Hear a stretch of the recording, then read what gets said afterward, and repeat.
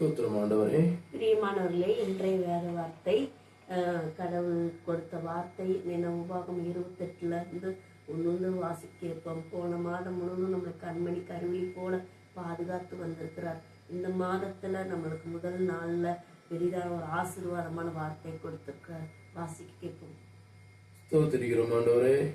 இன்று நான் உனக்கு விதிக்கிற உன் தேவனாகிய கர்த்தருடைய கட்டளையின்படி எல்லாம் செய்ய நீ கவனமாய் இருக்கும்படிக்கு அவர் சத்தத்திற்கு உண்மையாய் செவி கொடுப்பேமானால் உன் தேவனாகிய கர்த்தர் பூமியில் உள்ள சகல ஜாதிகளிலும் உன்னை மேன்மையாக வைப்பார்.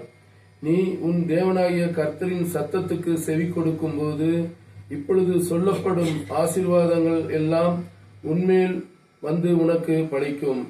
நீ பட்டணத்திலும் ஆசீர்வதிக்கப்பட்டிருப்பாய், வெளியிலும் ஆசீர்வதிக்கப்பட்டிருப்பாய். ஆமேன். அல்லேலூயா. ஆமேன். இந்த நாள்ல கூட நமக்கு பெரிதான ஆசீர்வாதத்தை கொடுத்திருக்கிறார். ஆமேன். அல்லேலூயா. என்ன போன மாதம் முழுவதும் நம்மள எவ்வளவோ நிந்தைகள் கஷ்டத்துல எல்லாம் மாத்தி இந்த மாதத்துல முதல் நாள்ல பெரிதான ஆசீர்வாதத்தை கொடுத்திருக்கிறார். ஆமேன். அல்லேலூயா. நாள்ல ஏன்னா அவர் விதிக்கிற தேவனாகிய கர்த்தர் ஏன்னா கட்டளைகளுக்கு நம்ம செவி கொடுக்கணுமா. இந்த நாள்ல கூட நம்ம எத்தனை பேர் செவி கொடுக்கிறோம் அப்படின்னா கட்டளையில செவி கொடுக்கும் போது ஏன்னா அவர் மேன்மையாக வைப்பார். ஆமேன். அல்லேலூயா. ஏன்னா அவர் கட்டளை செவி கொடுத்து உண்மையில் ஏன்னா தேவனாய கர்த்தர் பூமியில் உள்ள சகல ஜாதிகளுக்கும் மேலாக நம்மளை மேன்மையாக வைப்பாராம். ஆமென். அல்லேலூயா. இந்த நாள்ல கூட யாராவது சோர்ந்து போய் இவங்க இப்படி இருக்காங்களே அப்படி இருக்காங்களே, நம்ம சூழ்நிலையில் மாறவே மாட்டேங்குதே, நம்ம என்ன பண்ண போறோம், நம்ம ஜெபிக்கிறோம், நம்ம தேவனைத்தான் ஆராதிக்கிறோம், அப்படி எல்லாம் நம்ம யாரும் சோர்ந்து போயிருந்தோம்னா இந்த நாள்ல வார்த்தை நமக்கு தான். ஆமென். அல்லேலூயா. அப்பனா அவர் வார்த்தைக்கு செவி கொடுத்து உன்னை மேன்மையாக வைப்பேன் என்று சொல்லுகிறார். ஆமென். அல்லேலூயா. இந்த நாள்ல கூட உங்களை மேன்மையாக வைக்க போகிறார். ஆமென். அல்லேலூயா.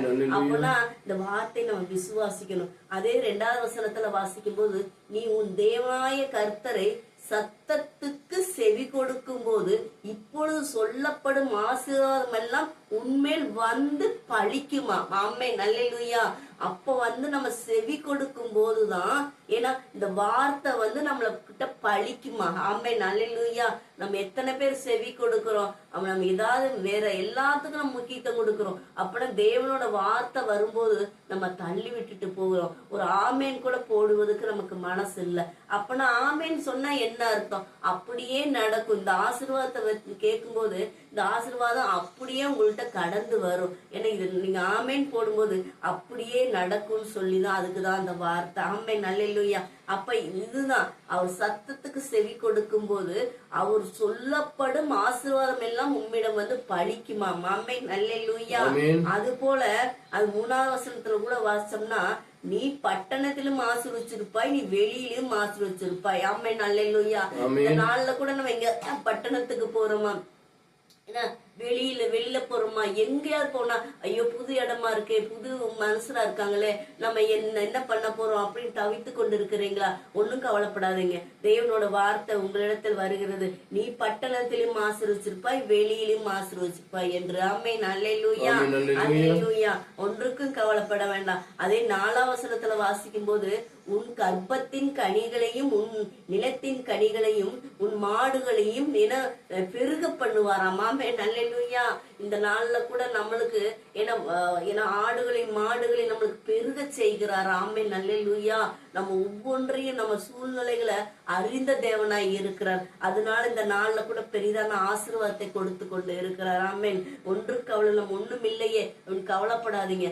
ஒவ்வொரு பொருளையும் நம்ம பெருக செய்ய போகிறார். ஆமென். அல்லேலூயா. உன் கர்ப்பத்தின் கனியும் உன் நிலத்தின் கனியும் உன் மாடுகளின் பெருக்கமும் உன் ஆடுகளின் மந்தையுமாகிய உன் மிருக ஜீவன்களின் பலனும் ஆசீர்வதிக்கப்பட்டிருக்கும். உன் கூடையும் மாப்பிசைகிற உன் தொட்டியும் ஆசீர்வதிக்கப்பட்டிருக்கும். நீ வருகையிலும் ஆசீர்வதிக்கப்பட்டிருப்பாய், நீ போகையிலும் ஆசீர்வதிக்கப்பட்டிருப்பாய். ஆமென். அல்லேலூயா. அல்லேலூயா. அப்போ தேவன் என்ன சொல்றாருன்னா அப்ப ஏன்னா நீ வருகையிலும் போகையிலும் சரி எல்லா இடத்திலும் ஆசீர்வதிக்கப்பட்டு இருக்க போகிறோம். ஆமென். அல்லேலூயா. ஏன்னா கர்ப்பத்தின் கனியும் பெருக்கத்தையும் உன் ஆடுகளையும் மாடுகளையும் என்ன மிருக ஜீவன்களையும் ஆசீர்வதிக்கப்பட்டிருக்குன்னு சொல்லுகிறார். ஆமென் அல்லேலூயா. அதனால வருத்தப்படாதீங்க. வருத்தப்பட்டு பாரம் சுமக்கிறவர்களே என்னிடம் வாருங்கள், நான் இளைப்பாறு தருவேன் என்று சொல்லுகிறார். ஆமென் அல்லேலூயா. வருகையிலும் ஆசீர்வதிப்பாய், போகையிலும் ஆசீர்வதிப்பாய்ன்னு சொல்றார். இந்த நாள்ல கூட பெரிதான ஆசீர்வாதத்தை கொடுத்திருக்காரு. இந்த ஆசீர்வாதம்லாம் கடந்து வரணும், நமக்கு பழிக்கணும்னா நம்ம சின்ன விஷயம்தான். அவர் வார்த்தை கேட்கறதுதான். கேட்கும் போது இந்த வார்த்தை நமக்கு நடக்காதா, இந்த மாதிரி ஆசீர்வாதம் நமக்கு வராதான் அப்படி நீங்க நினைச்சீங்கன்னா கண்டிப்பா இன்னைக்கு உங்களுக்கு தான். ஆமென் அல்லேலூயா. இந்த நாள்ல உங்களுக்கு பலிக்குமா. ஆமென் அல்லேலூயா. இந்த ஆசீர்வாதம் எல்லாம் அது எப்படின்னா சத்தியத்தை செவி கொடுத்து இப்பொழுதே சொல்லப்பட்ட ஆசீர்வாதம் எல்லாம் உண்மையில் கடந்து பலிக்குமா. அப்ப சத்தியத்தின் வார்த்தையை செவியில கேட்க வேண்டும், கேட்டு நிறுத்த வேண்டும். நிறுத்தும் போது கண்டிப்பா இந்த ஆசீர்வாதம் கடந்து உங்களுக்கு பலிக்குமா. ஆமென் அல்லேலூயா. இந்த மாதிரி ஆசீர்வாதம் பெற்றுக்கொள்ளணும். அப்பனா 7வது வசனத்துக்கு கூட சொல்லப்பட்டிருக்குது, உனக்கு விரோதமாய் எழும்புகிற உன் சத்துருக்களை கர்த்தர் உனக்கு முன்பாகவே முறியடிப்பாராம். ஆமென் அல்லேலூயா. முறியடித்து அடித்து ஒரு வழியா தான் வருவாங்களாம். வந்தா என்ன செஞ்சிருவாங்களாம், 7 வழியா பறந்து போயிடுவாங்களாம். ஆமென் அல்லேலூயா.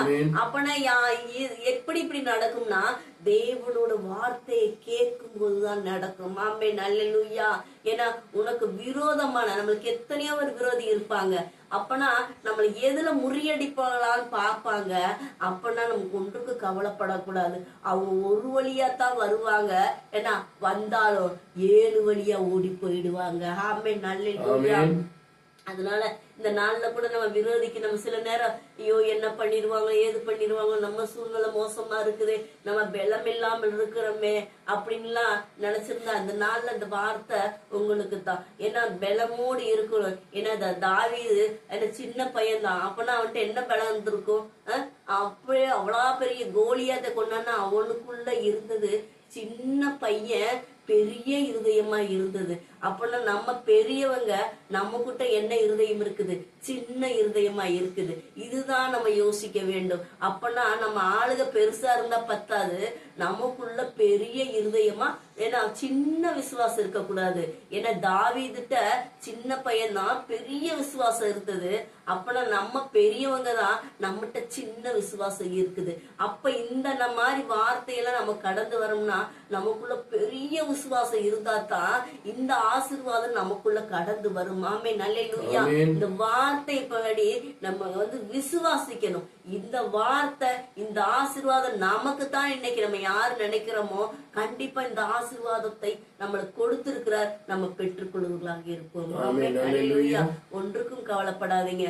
அதே மாதிரி இந்த 12வது வசனத்துல எல்லாம் வாசிக்கும் போது ஏற்ற காலத்திலே ஒரு தேசத்திலே மழையை பெய்ய செய்வாராம். ஆமென் அல்லேலூயா. மழையை பெய்ய செய்து வேலைகளை எல்லாம் ஆசீர்வதிப்பாராம். ஆமென் அல்லேலூயா. வேலைகளை ஆசீர்வதித்து கர்த்தர் உனக்கு தமது நல்ல பொக்கிஷங்களை வானத்திலிருந்து பரத்திலிருந்து கொடுப்பாராம். ஆமென் அல்லேலூயா.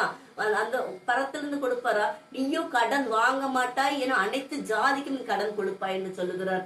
ஆமென் அல்லேலூயா. இந்த மாதிரி வசனத்தெல்லாம் நம்ம தானிக்கணும். தானிக்கும் போது இந்த நாள்ல கடன் பிரச்சனையில இருக்கிறீங்களா, ஏதாவது நிந்தையில இருக்கிறீங்களா, ஒண்ணுமே முடியல, நம்ம என்ன பண்ண போறோம், தவிச்சு கொண்டு இருக்கிறீங்களா, கவலைப்படாதீங்க. இந்த நாள்ல கூட தேவனோட வார்த்தை சொல்லுகிறது, நீயோ கடன் வாங்க மாட்டாய், அனைத்து ஜாதிக்கும் கடன் கொடுப்பாய் என்று. ஆமென் அல்லேலூயா.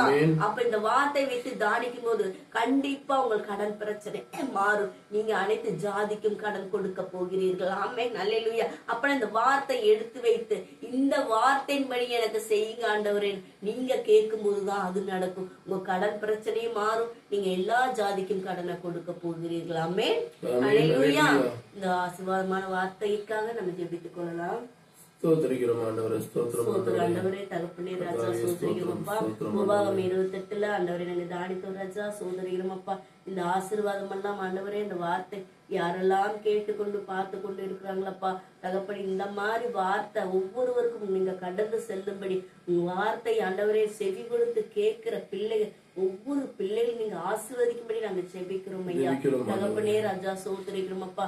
எல்லாத்தையும் ஆண்டவரே உங்க வார்த்தை செவி கொடுத்து கேட்கும்போது ஆண்டவரே அப்படியே வந்து பழிக்குன்னு சொன்ன வார்த்தைப்படி ஆண்டவரே இந்த வார்த்தை ஒவ்வொருவருக்கும் அப்படியே பழிக்கும்படிக்கு நாங்க செபிக்கிறோம் ஐயா.